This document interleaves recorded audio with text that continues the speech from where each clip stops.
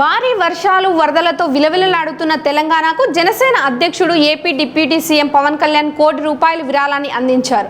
CM Revanth రెడ్డిని కలిసి వరద సాయం చెక్కును అందజేశారు. AP deputy CM Pawan Kalyan భారీ వర్షాలు వరదలతో సతమతం అవుతున్న తెలంగాణకు వరద సాయాన్ని అందించారు.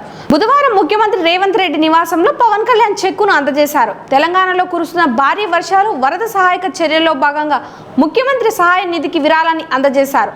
వరదల సహాయక చర్యల నిమిత్తం తెలంగాణ రాష్ట్ర ముఖ్యమంత్రి సహాయ నిధికి ₹1 కోటి విరాళం చెక్కును అందజేసినట్లు జనసేన వర్గాలు తెలిపాయి. తెలంగాణలో ఇటీవల భారీ వర్షాలు కురుస్తున్నాయి. గత 2 వారాలు ఎడతెరిపి లేని వర్షాలతో తెలంగాణలో పలు జిల్లాలు తీవ్రంగా నష్టపోయాయి.